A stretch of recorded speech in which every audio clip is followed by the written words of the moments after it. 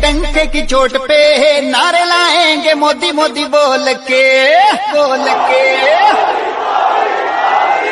मोदी आएंगे डंके की चोट पे नारे लाएंगे मोदी मोदी बोल के कमल का बटन दबा वोट पाएंगे मोदी को दिल खोल के कमल का बटन दबा वोट पाएंगे मोदी आएंगे डंके की चोट पे नारे लाएंगे मोदी मोदी बोल के मोदी आएंगे डंके की चोट पे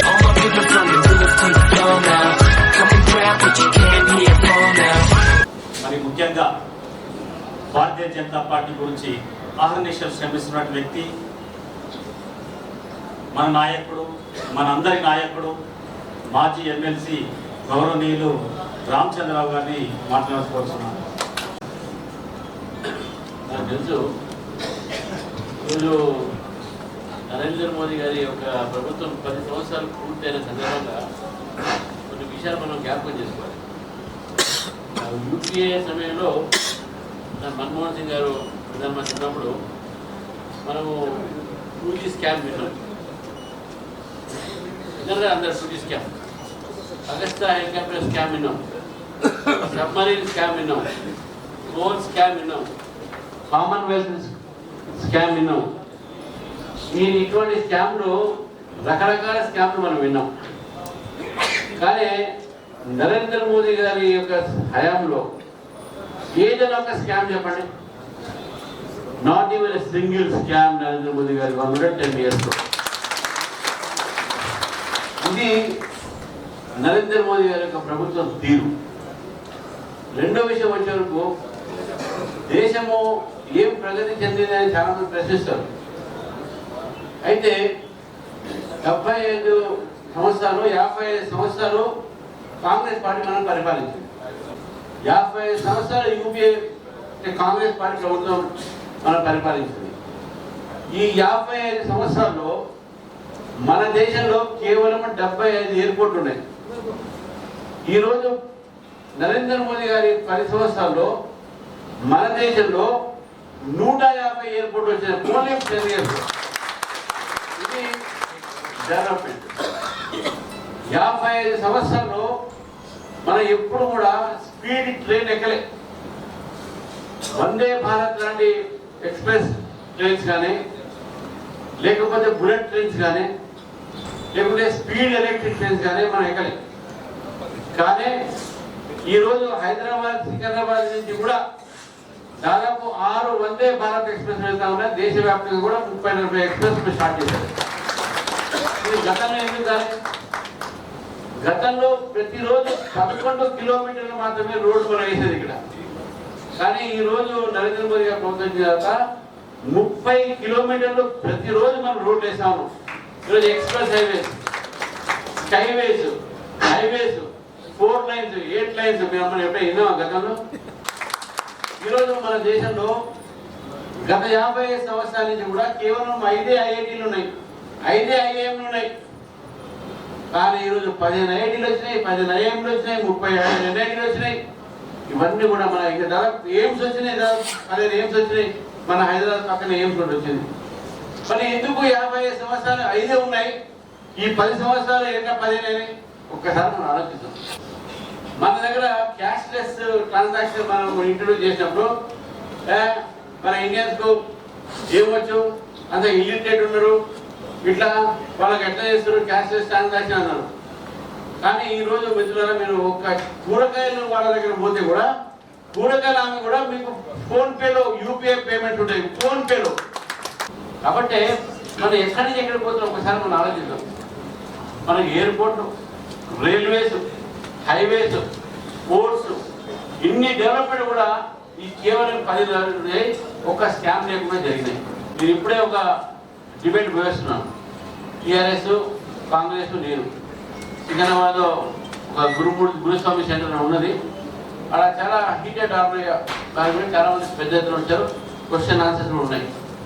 వాళ్ళందరూ ఒకటే మాట్లాడుతున్నాను, సార్ ఇదంతా బీజేపీ వాళ్ళంతా కూడా మతాన్ని మీరు ముందు తీసుకొస్తున్నారు అన్నారు. నేను మతాన్ని ఎప్పుడు ముందు తీసుకురాలేదు. మళ్ళీ కేటీఆర్ గారు మా కేటీఆర్ గారు అన్నారు కదా జై శ్రీరామ్ అంటే కడప నిండుతా అంటే నేను ఆయన అడిగాను, సరే జై శ్రీరామ్ అంటే కడప నిండదు కరెక్టే, మరి అల్లాహు అక్బర్ అంటే ఏం నిండుతుందా అని నన్ను అడిగాను. నోరు మూసుకున్నాడు. మనం ఇంతకుముందు మన ఒక దేశంలో ఎవరైనా విదేశాల నుంచి వస్తుంటే వాళ్ళకు మన దేశంలో మన నాయకులు ఏం చేశారంటే తాజ్ మహల్ ఇచ్చేది ప్రెజెంటేషన్. తాజ్ మహల్ బంగ్లాదేశ్ నుంచి ప్రైమ్ మినిస్టర్ వచ్చినా, లేకుంటే ఇంగ్లాండ్ నుంచి వచ్చినా, అమెరికా నుంచి వచ్చినా వాళ్ళకి ఏం చేశారంటే ఒక తాజ్ మహల్ మంచి పెట్టి దిస్ ఇస్ ఇండియా సింబల్ అని తాజ్ మహల్ ఇచ్చేది. కానీ నరేంద్ర మోదీ గారు వచ్చిన తర్వాత ఈరోజు విదేశీయుల నుంచి వచ్చినటువంటి ఒక ఏదైతే డిప్లొమాట్స్ ఉంటారో, వాళ్ళ హెడ్స్ ఆఫ్ గవర్నమెంట్ ఉంటారో, వాళ్ళకి ఏమి ఇస్తున్నారు తెలుసా మీకు? భగవద్గీత ఇస్తున్నారు. నిన్న వాళ్ళు ధైర్యంగా నువ్వు తాజ్ మహల్ ఇస్తే నువ్వు ముస్లిం ఓటు పడతాయి నువ్వు అనుకున్నావు, అట్లా కూడా ముస్లిం ఓటు మనకు పడతాయి. ఎందుకంటే ఈరోజు డెవలప్మెంట్ చేసినాం. ఈరోజు 5 కిలోల బియ్యం ముస్లింస్ దిగట్లేదా? ఇస్తున్నాం కదా. మనం ఈరోజు రోడ్లు ముస్లింస్ వాడుతున్నాం కదా. ప్రతి డెవలప్మెంట్ కూడా హిందూ ముస్లిం క్రిస్టియన్స్ లేకుండా ఈరోజు దేశంలో అందరూ కూడా ఆ డెవలప్మెంట్ ఫ్రూట్స్ తీసుకోవాలి, అందరూ కూడా ఆ డెవలప్మెంట్ని వాళ్ళు ఎంజాయ్ చేయాలి అనే ఆలోచనతో నరేంద్ర మోదీ గారు ఉన్నారు. కాబట్టి మరొకసారి మీరు ఆలోచించి నరేంద్ర మోదీ గారిని గెలిపించాలంటే ముందు మనం ఏం చేయాలి? మల్కాజ్గిరి గెలిపించాలి. మల్కాజ్గిరి గెలిస్తే నరేంద్ర మోదీ గారు గెలిచారు. आपके पास 400 पर आना मेरे माड़ा आज 400 पहला सीट जो है मल्काज्गिरी होना चाहिए. కాబట్టి ఇంకా ఎక్కువ సమయం తీసుకోకుండా వారు మన ముఖ్య అతిథి ఈటల రాజేంద్ర గారు వచ్చారు. ఈ నాన్ పొలిటికల్ మీటింగు, సరే మమ్మల్ని పొలిటికల్గా ఉండాలని మనం పిలిచారు. మేము మాట్లాడేది కూడా నాన్ పొలిటికల్, దేశంలో డెవలప్మెంట్ గురించి మాట్లాడాం. కాబట్టి మీ అందరినీ కూడా నేను కోరుతా ఉన్నాను, దేశం విషయంలో, దేశం ప్రగతిలో దేశం ముందుకు పోవాలంటే మరొకసారి నరేంద్ర మోదీ గారు వారు ప్రధానమంత్రి కావాల్సిన అవసరం ఉందని భారత్ మాత కి జై. కూర్చోండి. శర్మ గారు, ప్రేమ్ కుమార్ గారు, మా అన్న రామచంద్రరావు గారు, సుధాకర్ గారు, గౌరవ కార్పొరేటర్ రాజ్యలక్ష్మి గారు, రాములు గారు, మీ అందరికీ నమస్కారం. నేను రామచంద్రరావు గారితో విద్యార్థి రాజకీయాల్లో కూడా ఉన్నాను. వారు ఒక 10 ఏళ్ళు ఇవాళ ఉన్న వాతావరణం ఇప్పుడు జనరల్గా ఓట్లు వేసినప్పుడు పాత ప్రభుత్వం అంటే ఎవరైతే ఉన్నారో గవర్నమెంట్లో వాళ్ళు తప్పు చేస్తే వాళ్ళు తిట్టుకుంటా, అంతకుముందు ఎవరైనా తిట్టుకుంటా ఉంటే గెలిపించారు, మళ్ళీ ఆ పార్టీని గెలిపించే సాంప్రదాయం ఉంది. యాంటీ ఇన్కంబెన్స్ తోటి మళ్ళీ పాత ఎదుర్కొనే పరిస్థితి. కానీ ఈసారి మోడీ గారి విషయం జరుగుతుంది ఏంటంటే, ఇప్పటికే మనం ఓట్లు వేయక దీని గురించి ఆలోచించక మనం కూడా కష్టపడ్డాం. ఈ దఫా భాజపా ఓటు కోసం పోవాల్సిందే, మోడీ గారికి వేయాల్సిందే. ఇది కారణం ఏంటి? బయట ప్రపంచం అనుకున్నట్టుగా, అంటే బయట అంటే ఈ ఇతర పార్టీలు అనుకున్నట్టుగా ఏదో మోడీ గొప్ప ఉపన్యాసాలు ఇచ్చి మాయ చేసి జై శ్రీరామ్ నినాదం ఇచ్చి చేసింది కాదు. ఇంతవరకు పెద్ద రామచంద్రరావు గారు చాలా విషయాలు చెప్పచ్చు. వారు ఏం చెప్పారు కానీ నేను ఒక 2 విషయాలు చెప్తాను. దేశంలో ఇప్పటికి కూడా ఎవరిని ఇష్టపడుతున్నారు? స్వార్థం లేని నాయకుడిని ఇష్టపడుతున్నారు. ఏ పార్టీ అని కాదు, అన్ని పార్టీలు కూడా. ఒకసారి వాజ్పేయి గారిని ఎక్కడ లేదు ఒక విలువగా వచ్చింది, బ్రహ్మాండం తెలిసింది.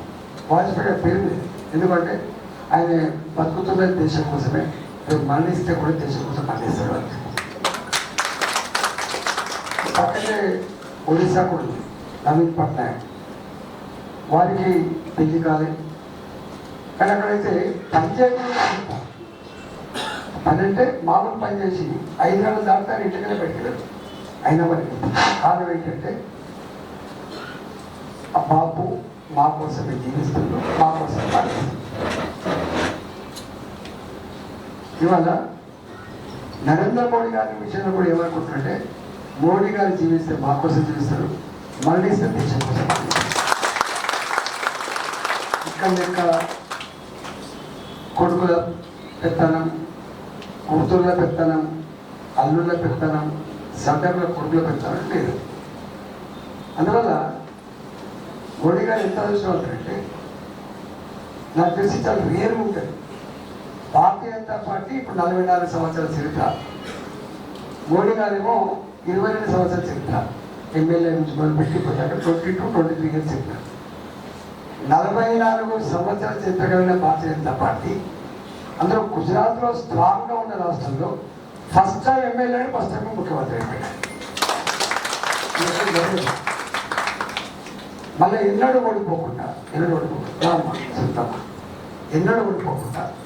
మూడవసారి ముచ్చడం ముఖ్యమంత్రి అయిన తర్వాత భారతీయ జనతా పార్టీ గుర్తించి మోడీ గారు ఈ గుజరాత్ రాష్ట్రంలో గొప్ప అభివృద్ధి చేస్తాను, ఈ రోల్ మోడల్ దేశానికి అందితే బాగుండని చెప్పి ఒక నిర్ణయం చేస్తే ఏ హామీ లేకుండా ఒకటే అన్నాడు, గుజరాత్ లాగా అభివృద్ధి చేస్తా, మీరు నాకు అవకాశం ఏమని చెప్పి అడిగితే అంతకుముందు సంకీర్ణ రాజకీయాలు తప్ప ఈ దేశానికి దిక్కులేదనే పరిశ్రమించని 273 సీట్లు భారతీయ జనతా పార్టీ గెలిపించి వాళ్ళ అలయన్స్తో కలిపితే 350 సీట్లు చూసాం. 5 ఏళ్ళు గడిచింది. 5 ఏళ్ళు గడిచిన తర్వాత మళ్ళీ మోడీ గారు ఒకటే అన్నాడు, నేను హామీలు ఎక్కువ ఇవ్వను, నా 5 సంవత్సరాల పరిపాలనకు మీరు మార్పులు ఇవ్వండి అంటే ఆశీర్వించమని చెప్పుకుంటే ఏమిచ్చింది దేశం? 303 సీట్లు భారతీయ జనతా పార్టీకి, 330 సీట్లు మిత్రపక్షాలతో కల్పించి మోడీ గారు రాజీ పడకు, నిర్ణయాలు మంచిగా ఉండాలి, స్తబ్దంగా ఉండాలి. గతంలో లాగా సొంత మంత్రులే జైళ్ళకు పోయిన చరిత్ర కానీ ఇలా అడ్మినిస్ట్రేషన్లో ఉన్నటువంటి ఐఏఎస్ ఆఫీసర్లే జైలుపోయిన చరిత్ర కానీ ఉండకూడదు. సగటు బాధితుడు కళ్ళకు వేసి మా ప్రధానమంత్రి మోడీ అని చెప్పుకునేటువంటి స్థాయికి రావాలని చెప్పుకొని ఇస్తే 10 ఏళ్ళు అయినారు. 10 ఏళ్ళ తర్వాత ప్రజలు ఏమనుకుంటారంటే పార్టీ నినాదం ఇవ్వడం, పార్టీ కోరుకోవడం, పార్టీ ఆర్పించడం వేరు. కానీ కశ్మీర్ నుంచి మొదలుపెట్టి కన్యాకుమారి వరకు అన్ని వర్గాల ప్రజలు, అన్ని ప్రాంతాల ప్రజలు, సంస్కృతులు, సాంప్రదాయాలు, విశ్వాసాలు వేరు కావచ్చు కాక, కానీ మోడీ గారి ప్రధానమంత్రి కావాలి అంటారు. యువకుడు అయితే ఉరుకులతో ఉంటాడు, డిసిషన్ చాలా గొప్పగా ఉంటాయని చెప్పి అనుకుంటున్నాం. ముసలికి అయిన తర్వాత జ్ఞాపక శక్తి ఎక్కువ ఉండదు, అంత ఆచితూచి అడిగేస్తూ ఉంటారు, అవుట్డేటెడ్ ఉంటుందని ఒక మీద అవుట్డేటెడ్. కానీ నేను యువకులు అడుగుతాప్పుడు మొత్తం ఈ రాష్ట్రంలో కానీ దేశం కానీ మొట్టమొదటి కనెక్ట్ అయ్యే వాళ్ళు ఎవరంటే యూత్ కనెక్ట్ అవుతారు మోడీ గారు. ఆ తదుపరి కనెక్ట్ అయ్యే వాళ్ళు మేధా సంపద కలిగిన వాళ్ళు. ఆ తదుపరి ఇక్కడే మీలాగా పనిచేసుకొని సమాజ శ్రేయస్సు కోరేవాళ్ళు. ఇక అయినా ఎందుకే మోడీ గారి పట్ల మాకు అంటే వాళ్ళు చెప్పిన కాలం చాలా గొప్పగా. నేను మోడీ గారు ఎందుకు ప్రధానమంత్రి కావాలో అభినందన్ తల్లినడమని చెప్పేవాళ్ళు. అభినందన్ తల్లినడమ మోడీ గారు ఎందుకు కావాలో నా ఉక్రెయిన్లో చదువుకునే మెడికల్ స్టూడెంట్స్ వాళ్ళ అమ్మా నన్ను అడగండి ఎందుకు మోడీ గారు చెప్తాను. మోడీ గారికి ఎందుకు కొట్టానో నా జమ్మూ అండ్ కాశ్మీర్లో పనిచేసిన సైన్యాన్ని అడగండి, సైన్య కుటుంబ సభ్యులు అంటే వాళ్ళ ఆలోచన తెలుసుకునేటప్పుడు ఇవాళ మోడీ గారు చేసినటువంటి పని ఆ యూత్ని అట్రాక్ట్ చేసింది. మీరు ఇంతెందుకు నేను ఊళ్ళలో అంటే ఆయన ఆలోచన ఎలా ఉంటుందో చెప్తాను. ఆయన పైకే చూడలే, కిందికి చూసింది. కిందికి ఏ రాజ్యాంగం అయితే సమానత్వాన్ని కాంక్షించిందో, ఏ రాజ్యాంగం అయితే డెవలప్మెంట్ విత్ ఈక్వల్ డిస్ట్రిబ్యూషన్ అని చెప్పి ప్రవచించిందో, ఆ మూల సూత్రాన్ని ఇంతవరకు అర్థం చేసుకోకపోవడం వల్ల ఇవాటికి అంతరాలు తగ్గలేదు, ఇవాటికి కులాలు పోలేదు, ఇవాటికి అనుకున్న సమాజం రాలేదు. అందువల్ల ఆయన తొంగి చూస్తే దేశంలో ఉన్నటువంటి గ్రామీణ ప్రాంత మహిళలు కనబడ్డాయి. ఇవాళ చెప్పుకుంటుంది ఎవరు మాట్లాడినా today is the era of genome అంటున్నాం, today is the era of technology అంటున్నాం. ఈ టెక్నాలజీలో ఈ సైన్స్ యుగంలో సగటు మహిళకు గ్రామీణ ప్రాంతాల్లో టాయిలెట్ లేదు. టాయిలెట్ అసలు ఎంత పెయిన్ ఉంటుందో మనకు తెలుసు. ఒక 2 రోజులు టాయిలెట్ పనిచేయకపోతే నువ్వు ఎంత ఐరన్ అయిపోవు. ఇవాళ గ్రామీణ ప్రాంతాల్లో మునుపట్ల సాటు లేదు. అలాంటి మహిళలకి ఆత్మగౌరవం కాపాడాలి. ఆ గుడిసెలలో ఆ ఇళ్లలో ఇవాళ చదువుకునే అమ్మాయిలను వాళ్ళ ఫ్రెండ్స్ కనుక ఊళ్ళకి వస్తే వాళ్ళు అవమానంతో పొంగిపోతున్నారు. వాళ్ళు పేదవాళ్ళే కావచ్చు కానీ రెస్పెక్ట్ ఉండాలని చెప్పి టాయిలెట్ కట్టించినటువంటి ఘనత స్వచ్ఛ భారత్లో 12 కోట్ల ఇళ్లలో మహిళలకు టాయిలెట్ కట్టించిన ఘనత మోడీ గారి దక్కింది. అందువల్ల ఇవాళ ఇంకా కొత్త గొప్ప మాట చెప్పండి. మీరు ఇస్రో శాస్త్రవేత్తలతో మాట్లాడాలి, నాకు ఏదో సలహా ఇచ్చి. ఎందుకంటే పాయింట్ చెప్తారు వాళ్ళని, మీకు పాయింట్ చెప్తారు. ఏ రంగాన్ని పరిశీలించినా పరికించినా అన్ని రంగాలను స్పృశించిన వ్యక్తి నరేంద్ర మోడీ గారి వారు. అందువల్ల ఎదురొచ్చి ఎన్నడూ రాజకీయ నాయకులు ఇష్టపడని, రాజకీయ పార్టీలను ఇష్టపడని, ఓటు అంటే ఎందుకులే అని చెప్పి అన్నోళ్ళు కూడా వాళ్ళు ముందు వరుసలో ఉన్నారు ఓటు వేయడానికి. ఎందుకంటే మోడీ గారికి ఇప్పుడు అక్కడ వాళ్ళు చెప్పుకుంటారు అంటే ప్రశాంతతకి నిలవైతే భారత్, మన భారతదేశం ప్రశాంతత నిలవైతే. ఏ షాపు దగ్గర కూడా మెటల్ డిటెక్టర్లు లేవు, మెటల్ డిటెక్టర్ లేవు. ఒకనాడు ప్రతి షాపులో మెటల్ డిటెక్టర్ ఉండేది. ఒకరు ఇద్దరు జేబులు చెక్ చేసుకుని పంపించేటువంటి ఉద్యోగులు లేదు. ఎందుకు? సాయిబాబా గుడి, లుంబిని పార్క్, గోకుల్ చాట్, దిల్సుఖ్నగర్ జనసంబంధ ప్రాంతం ఇవాళ క్షేత్రవంతులు ఉంటారు. ఇవాళ క్షేత్రవంతులు ఎప్పుడో జమ్మల్ కాశ్మీర్లో రోజు ఇంతకుముందు రామచంద్ర చెప్పినట్టుగా అక్కడ సైనికులు చనిపోవడం, అమాయకులు చనిపోవడం అది లేదు. కానీ ఇవాళ ఈ హైదరాబాద్ కూడా వాళ్ళ ఏలుబడిలో జరిగింది. కానీ election oriented, power oriented, power mongers కాబట్టి వాళ్ళతో రాజీ పడరు, టెర్రరిస్టులకు అడ్డా మారిపోయి. మనం చాలాసార్లు వింటా ఉంటాం, హైదరాబాద్లో స్లీపర్ సెల్స్ ఉన్నాయి, హైదరాబాద్లో టెర్రరిస్ట్ దానికి ఇవాళ ఇక్కడ కాదు, ప్రపంచంలో అమాయక ప్రజల ప్రాణాలు తీసేటువంటి దుర్మార్గులు ఎక్కడ ఉన్నా మట్టు పెడతామని చెప్పి వాళ్ళకి సింహాసనంగా నిలిచిన బిడ్డ నరేంద్ర మోడీ గారు. ప్రశాంతంగా అదే కాదు, ఎన్ని చెప్తాం. ఇంతకుముందు వాడు చెప్పుకుంటారు. మరి కరోనా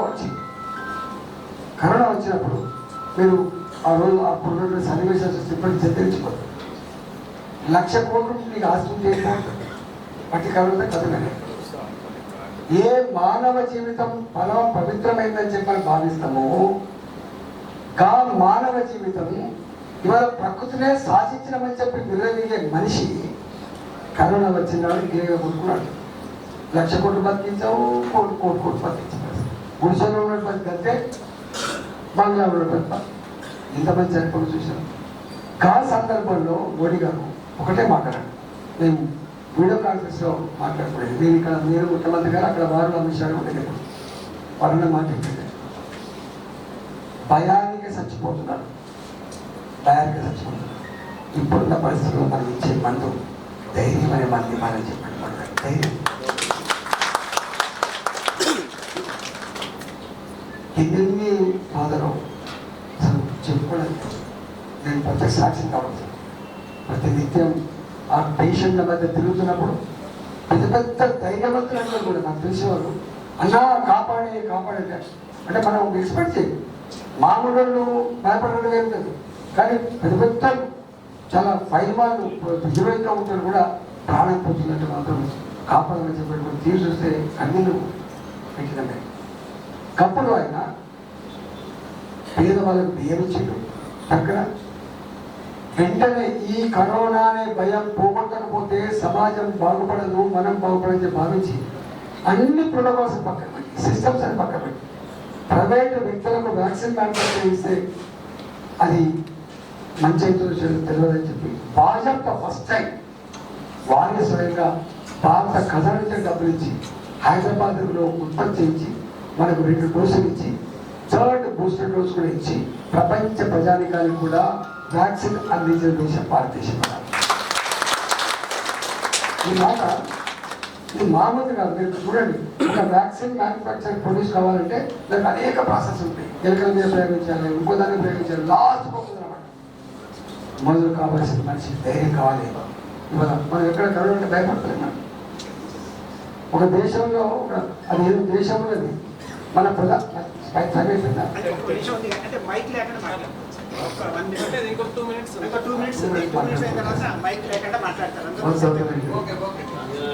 ఇక వద్దులే అక్కర్లేదు మనకు కూడా. అందువల్ల ఇవాళ మోడీ గారు 73 ఏళ్ళు 74 ఏళ్ళు కావచ్చు ఆయన పెట్టుకోడు. ఇంతవరకు ఒకసారి కూడా నేను లీవ్ అంటే ఏదో తెలియదు, హాలిడే అంటే ఏదో తెలియదు. Every day is Monday for Modi, there is no Sunday for Modi. 365 ఎప్పుడు పనిచేస్తాను. మేము అలా మిడిల్ కాలంలో ఉంటుంటే ఆయన శ్వాస తీస్తుంటే పక్కపడి మన నిలబడే కదా, ఆ శ్వాస పైకి వస్తుంది అండి. అంటే 8 గంటలు యోగా చేస్తారో 8 చేస్తారో కొత్తగా అంటే మోడీ గారికి ఆ ఆరోగ్యం, ఆలోచన, ధైర్యం అన్నిటికీ వెళ్ళి దేశం బాగుపడే తపన కాబట్టి నేను మీ అందరికీ కోరుతున్నా, ఇక్కడికి వచ్చిన వాళ్ళని 400 మంది 500 మంది కావచ్చు, మీకు వేల సంబంధాలు ఉంటాయి. కాబట్టి ఇవాళ మోడీ గారు ప్రధానమంత్రి అయితే మాలాంటి వాళ్ళు నేను అడిగిన నన్ను చితాకే ఆవు రాజేంద్ర జీ అన్నాడు. జరూర్ చితాకే అయ్యేది जो कुछ आप वादा करना है तो करो, मैं करूँगा नहीं. इधर इवाल टीआरएस पार्टी इधर इरिलेवेंट पार्टी इवाल ఇక్కడ లేడా ఆయన ఎంపీలు అయితే పోయి కొట్లాడాలని చెప్పేటువంటి శక్తి లేదా. ఇవాళ రాహుల్ గాంధీ దేశానికి ప్రధానమంత్రి ప్రసక్తి లేదు అసలు. ఆయన అంటాడు ఈ గ్యారంటీలన్నీ ఈ హామీలన్నీ అమలు కావాలంటే ఇక్కడ లంకె మీద దొరకలేదు, నాకు ఖాళీ కుండలే చిప్పచెలికి ఇచ్చిన కేసీఆర్ రాహుల్ గాంధీ ప్రధానమంత్రి అయితే అక్కడి నుంచి లంకె మీద తీసుకొచ్చి ఇచ్చిన హామీలు అమలు చేస్తారట. ఆయన ప్రధానమంత్రి అయ్యేందుకు ఆ లంకె మీద తెచ్చేందుకు మన హామీలు అమలు చేస్తారు. ఇలా ఎంత ఇర్రెస్పాన్సిబుల్ అంటే ఇట్లా ఎలక్షన్ పవర్ ఓరియంటెడ్ పార్టీస్ వాళ్ళు నచ్చేది. కాబట్టి వీళ్ళని చూసి నాకే మొన్న దాకా నేను మాట్లాడాను, ఏం కాదు ఒక నిమిషం, మొన్న దాకా నేను మాట్లాడాను ఏమని, ఇవి అమలయ్యే ప్రసక్తి లేదు, 2 లక్షల కోట్లు కావాలి, 2 లక్షల కోసం మన హరీష్ రావు పుచ్చుకుంటాను. నా తర్వాత వచ్చిన హరీష్ రావు గారు ఇవన్నీ పక్కన పెట్టగా ఒక్క రైతు రుణమాఫీ ఏ విధంగా ఒకేసారి చేయగలిగితే రాజీనామా పత్రం సిద్ధంగా ఉంది, మళ్ళా శాశ్వతంగా రాజకీయాల్లో ఉండదు అని చెప్పింది. అర్థం ఏంటి అంటే వాళ్ళకి సంబంధం. ఈ రాష్ట్రంలో సంవత్సరానికి అదనంగా 5,000 కోట్లు ఖర్చు పెట్టే కెపాసిటీ లేదు, కానీ హామీలు మాత్రం ఇచ్చింది. ప్రజలు నిజంగా బాధిస్తుంది. మళ్ళీ ఇవాళ ఏమంటాడు నువ్వు గిరాక, అందుకని ఇవాళ కాంగ్రెస్ పార్టీ కూడా వస్తాను. ఇవాళ మాకు వెంకటేశ్వర గారు కార్పొరేట్ ఆయన భూమి పంచాయతీ ఉంది, ఆ భూమి పంచాయతీ తీర్చా అని చెప్పినట్టుంది, ఈయన పైసలు ఇచ్చినట్టు తీసుకుని అంటే ఒక అంతకుముందు ఇదే కేసీఆర్ తన పార్టీ ఎమ్మెల్యేలు కొనుక్కొని పోతున్నారని బాధపడి ఎట్లా మాట్లాడితే ఒకసారి చూడండి. మళ్ళీ అదే ఇవాళ ఆ పని చేస్తారు. కాబట్టి దయచేసి ఈ కాంగ్రెస్ పార్టీ దాని చరిత్ర అయిపోయింది, అది అయిపోయిన చరిత్ర, మంత్రులే చేయలేకపోయిన చరిత్ర. తలదించుకో 2G స్కామ్, గోల్డ్ స్కామ్, ఓపర్ స్కామ్, బిజినెస్ జైల్ ఇవన్నీ చూశారు. మోడీ గారి నాయకత్వంలో నాకు తెలిసి ప్రపంచంలో భారతీయుడు ఎక్కడ ఉన్నా గల్లె వేసి ఆమె ఇండియన్ అని చెప్పుకునే